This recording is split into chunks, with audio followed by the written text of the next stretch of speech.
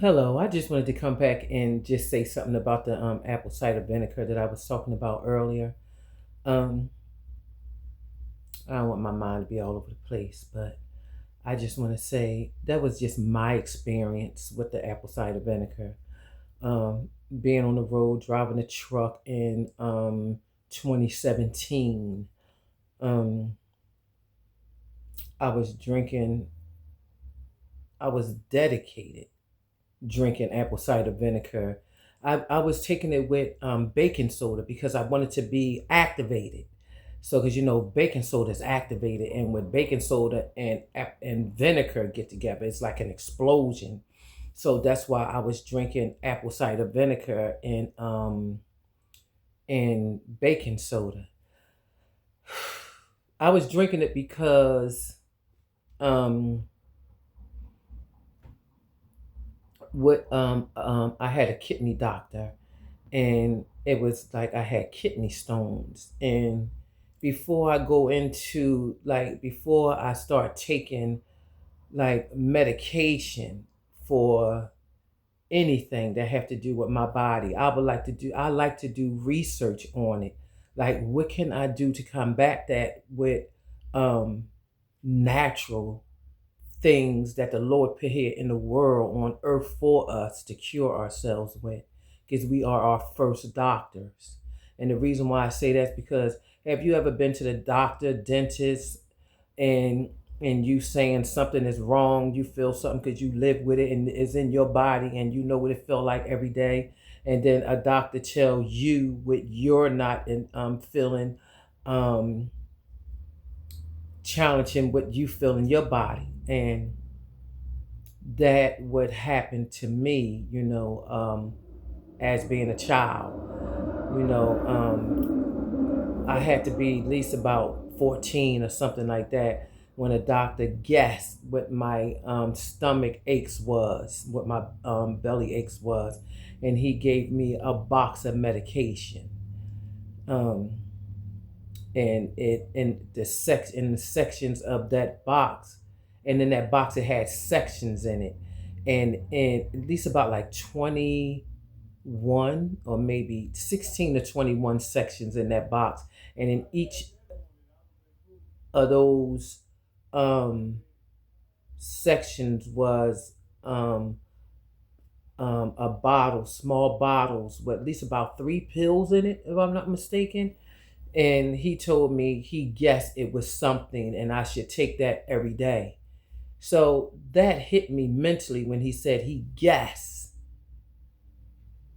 I didn't agree with it, and I told my mom I'm not going to take that because I don't agree with it, with him guessing on me. So he was guessing that it was something I don't know, but whatever he guessed that it was that I didn't have, and I didn't want to catch what his guess was, that the medication would have made me sick, according to his guesses. Do that make sense? Um, so I trashed it. I didn't take it. So coming up to the future in 2012 or something like that, when I was with the kidney doctor, and he told me that I had kidney stones, and we took X-rays, CAT scans, stuff like that, blood work and stuff.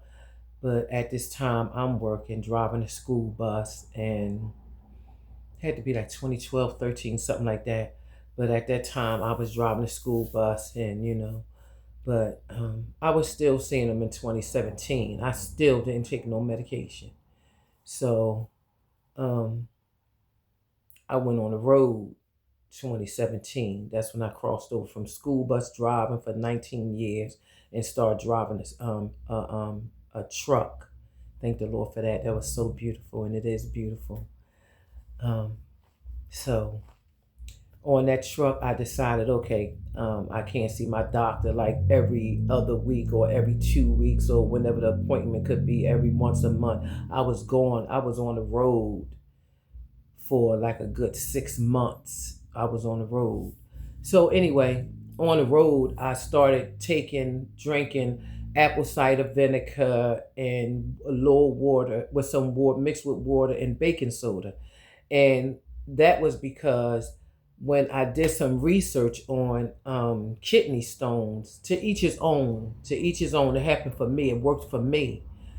With kidney stones, I did some research, and this person had some kidney stones in a container, and he put vinegar in it, apple cider vinegar or just regular vinegar. He just used vinegar.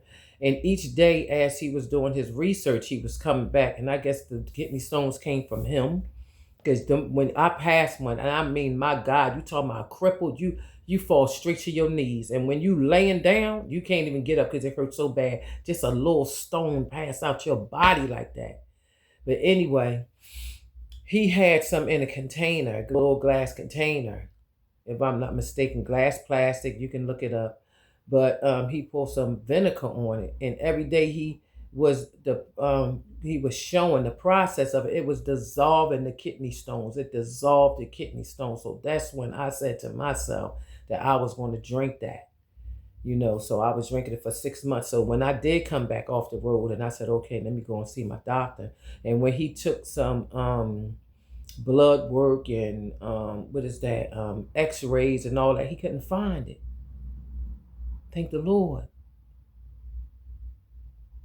Because we come from the ground, and the ground is what's going to cure us. And that's just to each his own. That's just my opinion. And so, okay, the doctor said to me, what happened? Like, I don't see it. Like, what you doing? And I never said nothing. And he said, whatever you doing, stop what you doing, because I want to see what is it that you doing. I never said anything. But my thoughts is, that would be stupid for me to stop what I'm doing to go back to getting sick again. Anywho, to each his own. And I don't want to bore nobody with that. So, to each his own. Just be careful. And another thing I want to say to the ladies, to the women, to the young women. My mom, I was raised in the house with my mom and my aunt, and her children and my brothers and sisters and my grandpa. But my mom and my aunt never discussed with us what was this big explosion that talks about menopause, that talks about dryness, that talks about menopause, hot flashes. Like, what is this big secret about it? Why people should be ashamed about it? Because if you live long enough, everyone from the little girl being born from the womb up until, if the Lord allow her to see, you're going to experience that. But when I look in the Bible, see, I don't want to be brainwashed by nothing, because so many people is brainwashed. We have been brainwashed, until each his own. I don't want to have that stigma, menopause, dryness, hot flashes. I'm sure when you get older, because I feel myself like, sometimes I feel like my metabolism is running high, mainly after I get off my treadmill. I lift a little weights, and I'm jogging on the treadmill 30 minutes, and I'm walking on the treadmill for 60 minutes. Then I'm a couple of hours later, I'm lifting weights. I do exercise with my arms or some stuff like that, and I'm like, oh God, my metabolism is running high. So I feel exhausted and overwhelmed with that. But I just don't see menopause in the word. I don't see menopause in the word. And I do see, something in the word about, about women having babies, and it's a time to cut off. But what I want to say about the period thing, the monthly thing, if I may say, and excuse me for being blunt, but it is what it is. This is real. When I was, heavy in it, like heavy, because women, ladies, we can be heavy, so heavy that you be packing on. And sometimes the best thing to be is home, because you be packing, and you understand what I mean by packing. Those pads and those sometimes toilet paper, whatever. You put that toilet paper in there to pack on them pads, and you packing on, and you just flushing all over the place. You heavy. And the first thing they want to tell you is they want to give you a hysterectomy, or they want to give you some kind of surgery. For me, I didn't need that, and I don't know if it's for everybody. I'm just talking about for me. Learn your own stuff. And I was having I was anemic. You're going to be anemic because you're losing a lot of blood, so you're going to be anemic. And just eat stuff that's going to make your iron level come up. You see, but I'm telling you the truth. Or taking those iron pills that they was giving me, my doctor was giving me, man, it made my poop feel like iron. It would not pass through. And then now you gotta take some kind of substance to help yourself pass. And I'm telling you, it can rip you how hard your bowels be from that so-called iron medication. So just eat iron, like eat food with high in iron.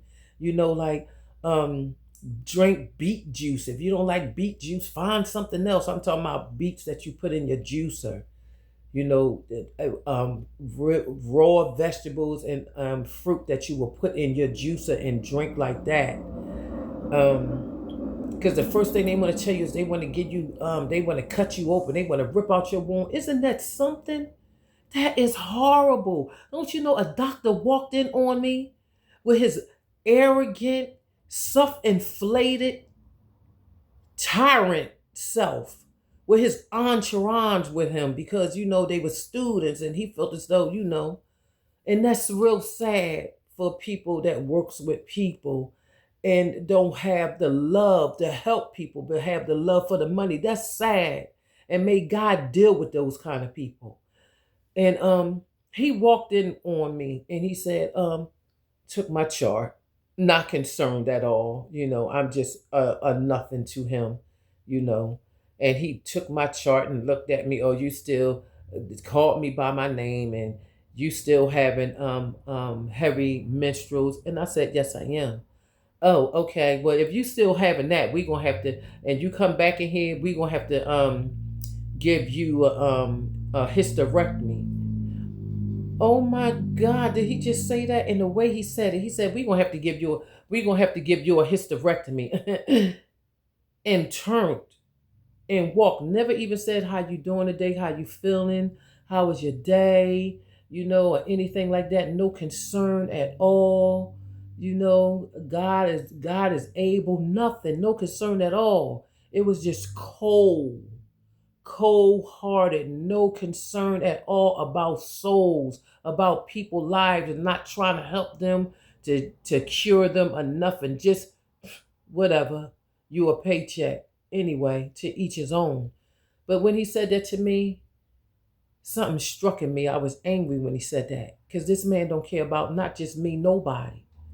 So anyway, that's how I felt. That was my opinion. So when he turned, and his students looked at me, and they kind of like with a one person looked concerned, and other people looked like like whatever, following him, whatever. And I said, excuse me, do you think that's funny to come into a room and tell a woman that you would be giving her a hysterectomy? I said, you think that's funny? I said, well, how about if someone cut your testicles off? And he looked at me like I looked at him. Like, you felt that, right? Yes, that's how I felt that. And I wasn't being mean or nothing, but that, like, wait a minute. Like, that was, anywho. My thing is just, once you start coming down and you won't be getting them heavy menstruals no more as you aging, because I was still getting, those monthlies in my late 40s, 50. I was getting it. But anywho, yeah, I was still getting it. But as it's starting to, as I started, getting older, or days started going by and I wasn't getting it no more. I'm still in my 50s, y'all, okay? But anyway, I'm still, it was decreasing. It wasn't heavy like that. And I wasn't that, I wasn't that anemic anymore. And I still have all, you see, everything that the Lord blessed me to come into this world with. And you don't have to get no hysterectomy. You don't have to get no surgery. So, try, to be your own doctor sometime, like learn yourself. And, and older people, talk to the younger people and your women in your family about, life changing for women. And men have menopause too. Men sweat, men lose their hair, men, they go through their things too. Because I seen my grandpa go through some stuff. But my mom and my aunt never told us. And there's nothing to be ashamed of. It's life. Life is beautiful. Changing of age is beautiful. Imagine how many people has passed away that have not even seen your age. Some people in your own family, some people moms and dads and cousins and brothers and sisters, friends haven't even seen the age you at. So thank God, age is not a curse. And the reason why, the body, if you don't take care of your body won't take care of you. Get up, do some exercise. Some exercise, everybody, everything ain't for everybody. I'm saying, like, everybody can't ride. Everybody, some people ride bikes, some people skate, some people walk, some people jog, some people lift weights, some people walk on the treadmill. There's an exercise out here for everybody. Just do it. And you won't have to worry about getting up in the morning or walking through life like the Tin Man. Bent over and stuff. Exercise is medication. Exercise is mental medication too. And um exercise is a mental thing. Is what can I say? Is um is all about you. It's not about impressing nobody. It's about you. It's personal. That's what I was looking for. Thank you, Father. Exercise is personal. That's what it is. Like, it's life changing. It's not for me like, oh, I want the summertime is coming. Oh, I want to get into this dress. We having this special event. I'm going on vacation. No. No. Not for me. Exercise is life changing. It's life changing and it's wonderful. And mainly when you can get with a partner that love to do exercise too, and y'all it's, you can motivate each other, but it's called discipline. Motivation is awesome, but discipline is it. But anyway, I don't want to bore you and stuff like that. I just wanted to say that, you know, learn your body, and don't be afraid, to speak up for you and speak up for your children. Speak up, you know. So, you know, but I'm not here to bore you. I just wanted to share that with you, my experience with you. And, ugh, I can't believe I'm in front of this camera. Because, one time I was on this camera. Yeah, I posted up something. I was eating something. I posted up something. And I tend to stay away from the comments because the comments is cruel. Like, but, everybody had their opinion and you can't let it cripple you, because it did. And it crippled me. And I was like, and I turned it on and I looked, and somebody said, "Oh my God, she is horrible. She is ugly." And I'm like, oh my God. That was like, I could laugh now, but like, that was like a few months ago. That was this year, 2025. But, to each his own. And then that person had an audacity to say, "Could you what they say? Could you friend me, like friend me, and I didn't, but I didn't have nothing mean to say to that person. I didn't want to retaliate, like being mean to that person, because what's the point? Everybody have their opinion. But anywho, God bless. Have a great day.